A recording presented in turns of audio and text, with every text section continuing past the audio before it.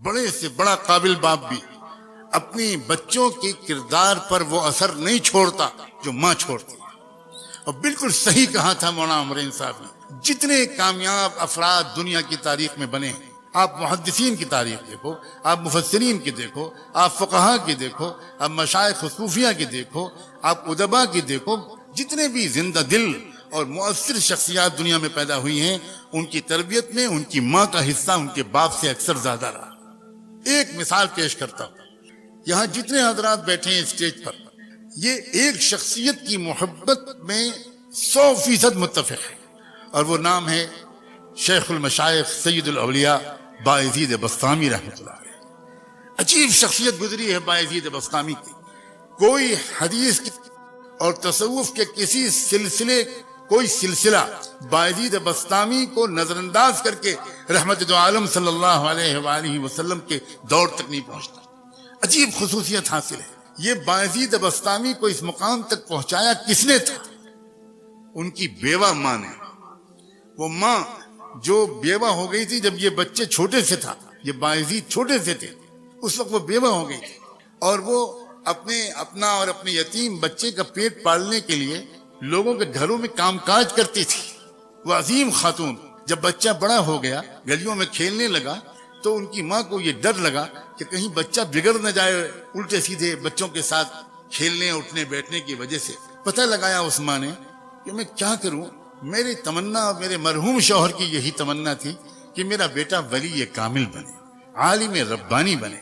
چنانچہ لوگوں نے بتایا کہ فلاں ایک شیخ ہیں، ایک بہت ہی صالح مربی ہیں، وہ فلاں مسجد میں ایک مدرسہ چلاتے ہیں، وہاں کچھ بچے ان کے ساتھ رہتے ہیں، اب تک کا تجربہ ہے کہ جو بچہ وہاں رہا ہے بہت نیک بن گیا۔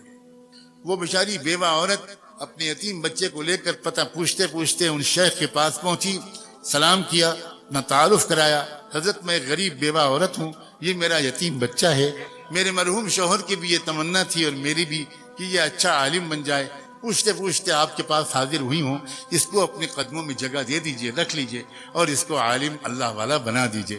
بہت متاثر ہوئے وہ شیخ، تو کہا بہت اچھا، چھوڑ جاؤ، میں اپنی سی پوری کوشش کروں گا۔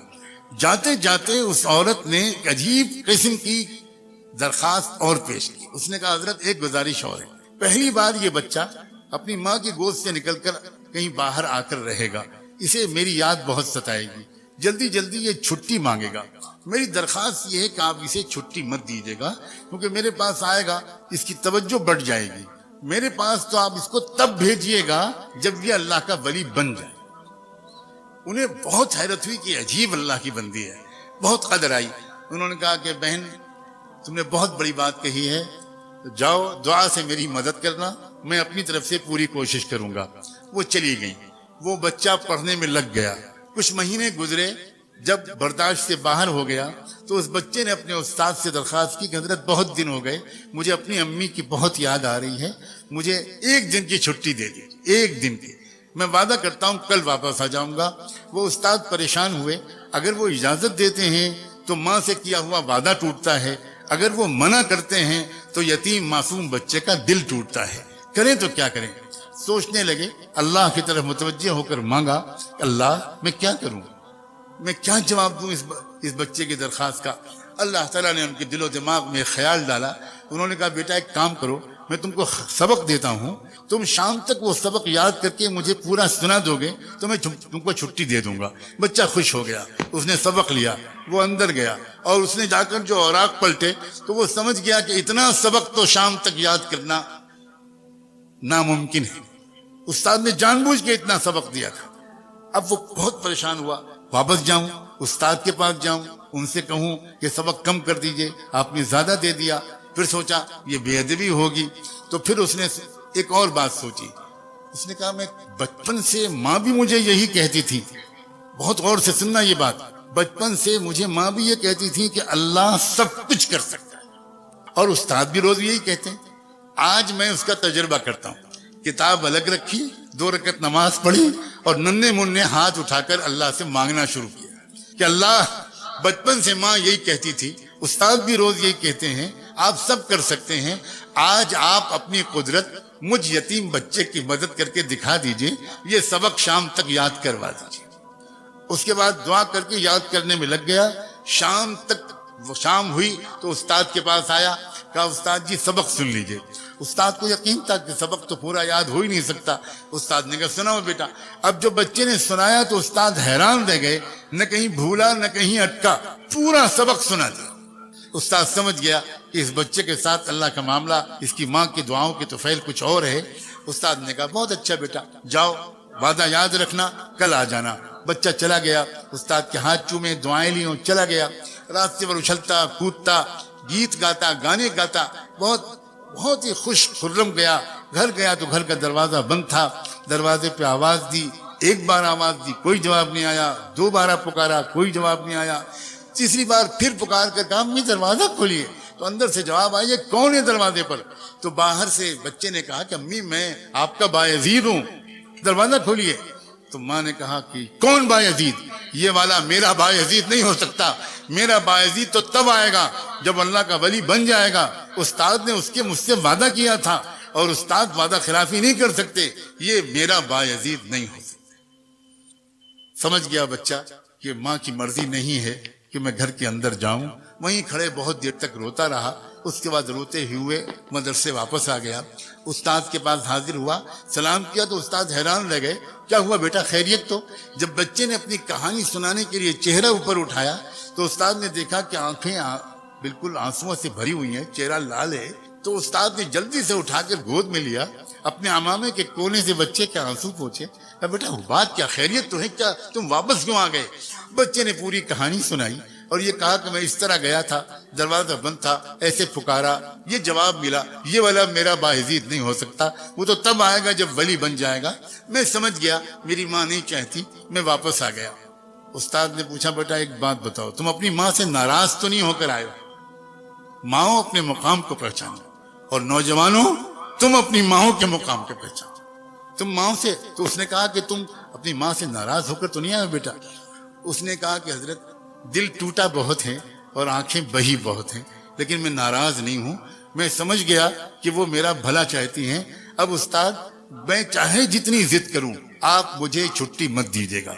اتنی درخواست اور ہے کہ یہ دعا کر دیجئے کہ میری ماں کام کرتے کرتے بیمار رہنے لگی ہیں, ذرا ان کی زندگی میں اتنی برکت ہو جائے کہ وہ مجھے کچھ بنا ہوا دیکھ لیں, ان کی تمنا پوری ہو جائے, ان کی آنکھیں ٹھنڈی ہو جائیں. استاد نے کہا بیٹا میں روز یہ دعا مانگوں گا.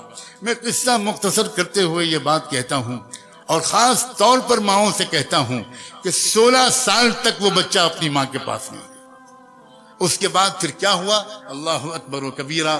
ایک رات تھی, تہجد کے وقت تہجد کی نماز پڑھ کے وہ استاد ذرا آرام کرنے کے لیے لیٹے تو ان کو زیارت ہوئی رحمت دو عالم صلی اللہ علیہ وآلہ وسلم کی, اور آپ نے اپن شیخ سے اس رویائے صالحہ میں, اس بابرکت سچے خواب میں یہ فرمایا کہ دیکھو وہ جو جنید ہے, وہ جو بایزید ہے نوجوان تمہارے یہاں, اس کی تربیت مکمل ہو گئی اور اس کو ولایت کبریٰ کا جھنڈا دے دیا گیا. اب تم اس کو جاؤ بشارت دو اور اس کو رخصت کرو.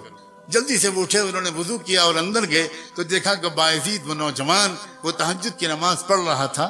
انتظار میں وہ پیچھے بیٹھ گئے.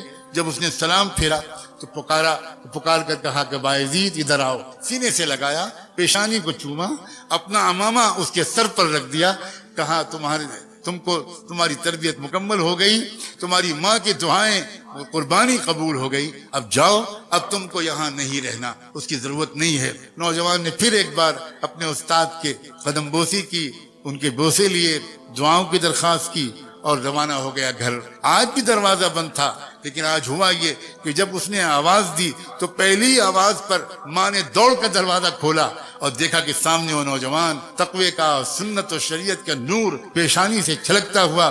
پوچھا بیٹا آ گیا میرا لال. وہ جلدی سے گر پڑا ماں کے قدموں پر. ماں نے اس کو اٹھایا, کلیجے سے لگایا, بستر پر لا کے بٹھایا, کہا کہ بیٹا بیٹھو, میں ابھی گرم دودھ تم کو لا کے پلاتی ہوں, پھر کھانا کھلاؤں گی تم کو, آؤ, کب سے میں انتظار کر رہی تھی. لیکن بیٹا میں پہلے شکر کی 2 رکعت نماز پڑھ لوں. پھٹا پرانا بوریا بچھایا, 2 رکعت نماز شکر پڑھی اور کہا اللہ میں اسی دن کے لیے آپ سے جینے کی توفیق مانگتی تھی کہ زندہ رکھیے گا تاکہ میں دیکھ سکوں اپنے بیٹے کو. اب آپ جب چاہیں ایمان کے ساتھ مجھے بلا لے, اب مجھے جینے کی کوئی تمنا نہیں. یہ ہوا کرتی تھی عورت. جب ایسی عورتیں ہوتی تھیں تو اولادیں ہوتی تھیں پھر ابو حنیفہ و غزالی بخاری.